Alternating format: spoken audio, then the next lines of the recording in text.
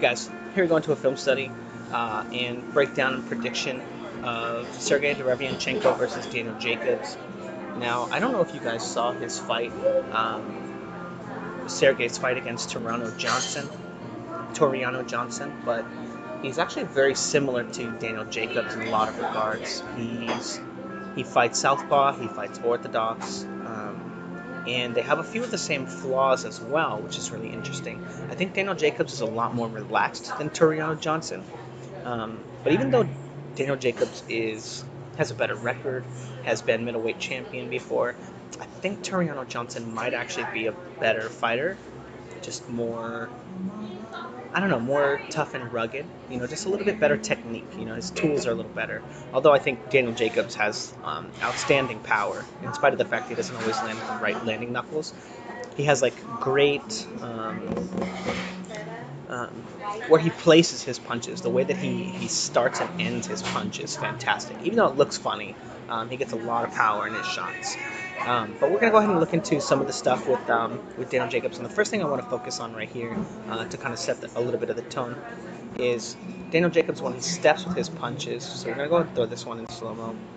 So look at how he steps with his jab, shoots his jab, steps with his jab, shoots his jab, and then shoots the right hand. He tries to go around the guard of Luis Arias, but he hasn't set the shot up very well. It's just your classic, let's get some information kind of attack. But one of the flaws that you notice right away with it is that he steps with his punches. A little control right there, but again, stepping with his shot here, stepping with his shot here, and then letting the right hand go around the guard.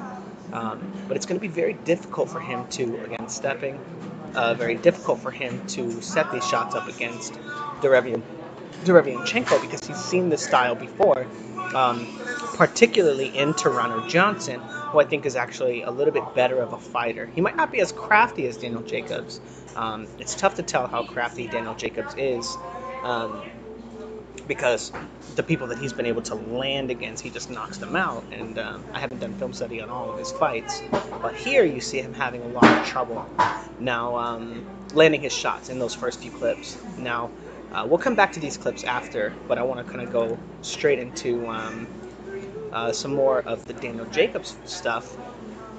And as you see, he doesn't really have an active guard. This is the beginning of the fight. He's just kind of standing there, right? He's got his hands standing, his head's in the same spot, shooting a couple jabs, giving him a couple of feints and stuff. But he's not looking to set stuff up. He's looking to see what his opponent is going to do, and not looking to see what he can get his opponent to do, right? Very reactive in that regard. And here we've got Luis Arias shooting the jab, and Daniel Jacobs shooting the jab over it, right? Over his jab to the body, looking to punch with Luis Arias. And this will be very important later, but also when he's not setting his shots up, it's really easy to get him out of position, right? Boom, boom, and then being able to go to the body right there. And Daniel Jacobs, kind of doing the right thing, reacting the right way by ducking down. And then this clip again, stepping with his jab. I don't know why that clip's in there. Anyway, moving on. This is really interesting. Here we have Luis Arias already trying to time Daniel Jacobs' jab, right? So he steps forward. Now watch Daniel Jacobs. He's going to step forward. And as he steps forward, Luis Arias dips down to the right, expecting a jab to come right there. And then he starts moving and giving him different looks, and Daniel Jacobs gives him a jab to control him, right? And then Daniel Jacobs steps again, and Luis Arias expects the jab. We'll just watch that one more time. Boom. And then now watch Daniel Jacobs coming forward, and he ducks again to throw the right hand over the top of the jab. And as you saw, Luis Arias kind of got smashed in this fight. But even he was able to pick up on these timings of Daniel Jacobs and kind of make it a fun, interesting fight to watch. And then again, Daniel Jacobs going back to timing and being able to be timed with the stepping with his shots. But the next part that I want to focus on is how easy it is to control Daniel Jacobs when he's not punching with you. And even when he is punching with you, he's giving away information. But Luis Arias shoots the jab here, and then gets Daniel Jacobs to shell up so he can throw punches, even though Luis Arias doesn't. And then again, right, letting Luis Arias throw punches at him, and it's very easy for him to get Daniel Jacobs to shoot the jab with him simply by shooting his own jab. You notice a very reactive style in Daniel Jacobs. And then again, this might look like decent defense, right? Rolled away from the right hand, he goes to the body, so Daniel Jacobs doesn't predict that one really well. It happens, right? You can't super fault him for that, but if it was a right hand to the head, he would have got away with it. Then turning away from the left hook, which this time also happens to be to the body, right? And then he walks him into this right hand. But if you notice, it's very reactive defense from Daniel Jacobs, and he actually gets hit by all of those punches. And the reason this is important is because of the fact that Derevyanchenko is so good at setting up his shots, as we'll see when we look at the clips of him. But again, shooting the jab, and Daniel Jacobs missing with his jab, and Luis Arias being able to land his. And now this is not all indicative of what happened in the fight, right? But I would say that Luis Arias was closer to winning the first round than Daniel Jacobs was, if it wasn't for one or two of the little flurries that happened on the inside, which we'll take a look at in a second before we get to Derevyanchenko. But again, you can see Daniel Jacobs stepping with that jab and easily being timed. Not really. He's not landing the shot, but Luis Arias has already easily picked up on that timing to throw those big bombs of shots, even though he doesn't have the skills to really land them. And then again, going to the body, and then going over the top with the right hand. And look at how, through the persistent jabs, he's got Daniel Jacobs out of position, even though he's just feinting it, and he can throw that right hand. Daniel Jacobs does a good job of rolling with it, but as we'll see, Sergiy Derevyanchenko is just a little bit better at setting up his shots and not committing to his feints to get you out of position. And again, landing easily shots to the body. And Danny Jacobs, because he has this very reactive style, right? He's not controlling you, he's not feinting you, he's not probing. He has no control over Luis Arias, and that's why Luis Arias is appearing to have so much success in these clips, in spite of the fact that the fight that he actually gets smashed.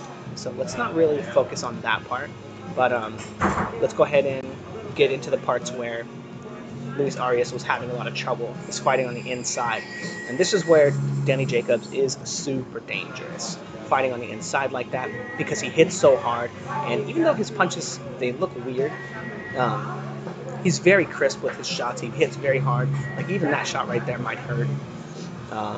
Let's just skip that part. But he gets on the inside, and look at, as Luis Arias is trying to tie him up, he's able to create space. Boom, and he transfers his weight to his back hip, and he shuffles his weight to the left, throws another shot, and look at how he kind of shuffles to the left and to the right with each of his successive shots. It makes him very difficult to fight on the inside, because he's able to create space while he's punching with his feet. Even if it's just a little, it's enough to stop your opponent from tying you up. But let's go ahead and get into Derevyanchenko. And now this clip is going to be so interesting, because in the first round he develops an entire flow of the fight with just these few clips in the first round. So it starts off with Derevyanchenko coming forward and feinting him, and getting Tureano Johnson to shoot his jab and try to catch him coming inside. The first step of this is obviously baiting the jab from his opponent, seeing what it takes to get him to do that. Again, feinting him, right, controlling him, getting his opponent out of position. That's something that Daniel Jacobs doesn't do enough of. And then once he knows that Tureano Johnson is going to start jabbing with him, what does he do immediately? He starts jabbing with him, and look how he gets his cross block up, his right hand in front of his face when he shoots that jab, because he knows how to get Tureano Johnson to jab with him, and he knows that Tureano Johnson was going to look to shoot the jab to counter his jab. It's just very common battle for the jabs, and then whoever gets dominance of the jab is the one that's able to set up their punches later, because they have more effective use of it. But as you see here, after he lands a few jabs, he lands this one, again cross-blocking and catching Tureano Johnson. Johnson is less key to get his jab countered, so now instead of countering the jab, he's shelling up, and Derevyanchenko is able to throw flashy jabs and then go to the body, very similarly to what Luis Arias was doing to Daniel Jacobs. in spite of the fact that Daniel Jacobs wasn't countering Luis Arias's. He just kind of wasn't controlling him, wasn't looking to stop him from taking control of that space, wasn't looking to make him pay for those jabs either. But as you can see also, he almost gets clipped on the inside right there. That might be very dangerous for Derevyanchenko if he doesn't control his opponents very well. Again, shooting the jab, controlling him, and actually, I forgot to mention one other thing. Watch Tureano Johnson's front foot, and this is actually the most important part of the fight. But watch Tureano Johnson step forward as he's stepping forward with his left foot right here. And Derevyanchenko feints him, right? But Tureano Johnson is also shooting his jab at the same time. Now, oops, I missed it already. These clips are so short. Steps forward. Now Tureano Johnson is stepping forward, and as he's stepping forward, shooting that jab, Derevyanchenko is countering him, right? And all this offense is based off of that lead foot. Again, Tureano Johnson in this next clip,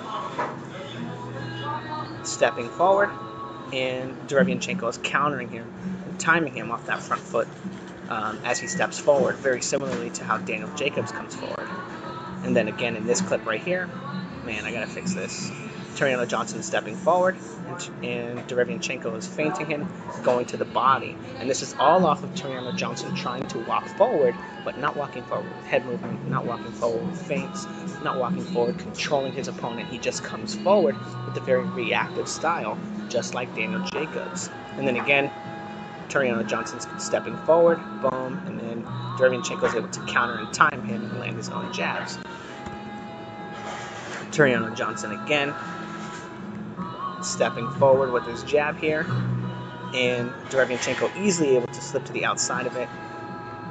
Tureano Johnson, whoops, stepping forward, getting controlled, stepping forward, getting controlled, and coming with that wide hook, similarly to Daniel Jacobs' style. And then again, Derevyanchenko is able to control him, right? And Tureano Johnson is not able to take those wild leaping punches and throws that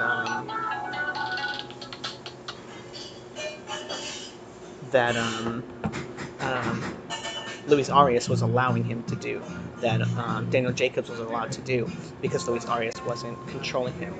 And then again, as Tureano Johnson starts stepping forward, right, he's able to flash the lead hand, right, touch, and then as soon as he thinks they're going to touch gloves, he goes over the top with the right hand, able to get his opponent out of position and land clean punches. Sorry about the phone call. Again, doing a great job of when Tureano Johnson is stepping forward, and then going to the body and setting his shots up. Again, another problem though, he lands that great shot, starts moving off the line, and then kind of eats a left hook right here. And again, this is where I think that Derevyanchenko has the biggest problems in his game, and the biggest problems with his with this fight is fighting the much bigger Daniel Jacobs. But on the outside, as you see, Tureano Johnson stepping forward, eating that shot, then going back to stepping forward, eating that shot, stepping forward, eating that shot. He's going to have a very hard time closing the distance and really fighting his opponent. And now we have, again, coming forward, boom, and then timing over the right hand. And he's able to clock it with this right hand. Boom. Now, it might not land. He might pull away from it. You know, it's hard to tell. It looks cleaner in real time. Actually, it looks like it misses. But Derevyanchenko doing a great job of getting away from that very basic style of offense of just flashing your lead hand, stepping forward, and countering. And again, like we talked about, why did we go so far back? Timing that jab. And I think that that's going to be something that Daniel Jacobs has a real problem with, because he doesn't feint with his jab, he doesn't probe with his jab. He just kind of starts throwing it out there to set his punches up. And I think that that's going to play right into Derevyanchenko's hands. And again, beautiful work from Derevyanchenko. While Derevyanchenko is while Tureano Johnson is stepping forward, easily cracking him with these shots, with his cross block up and keeping Tureano Johnson, the much bigger fighter, at bay, and then setting up his right hands again. And then just beautiful work once he's got him worried about the jab, flashing the jab, going to the left hook to the head, and then going to the left hook to the body. Boom, a great shot. And then turning him, and then again a right hand to the head. Oops. The right hand to the head, getting him to shell up, and then going the left hook to the body. And I think that Daniel Jacobs kind of has a similar style of defense, that very reactive style, and I think it's going to cause him a lot of problems against someone as versatile as Derevyanchenko. So I don't know why my clips are freezing right now. But again, I think that Derevyanchenko is going to have I think he's going to have a good night against Daniel Jacobs. I think that the way that he controls the space between him and his opponent is just so much better. His feinting is better, and his timing is better. And the fact that Daniel Jacobs is going to bring the fight to him and fight off that front foot is going to be a huge problem for him. And again, the only way that I really see Daniel Jacobs having any success is when they get on the inside. And Derevyanchenko is looking to control, hold, or spin. And if Daniel Jacobs can get a hold of him here, like in this scene right here, and land a big right hand, or just when he's trying to hold or he's trying to clinch. If Daniel Jacobs can create space, I think those will be dangerous spots for Derevyanchenko. But aside from that, I think that the boxing skill and the boxing talent lies in Derevyanchenko's hands. I'm picking Derevyanchenko by 12-round unanimous decision.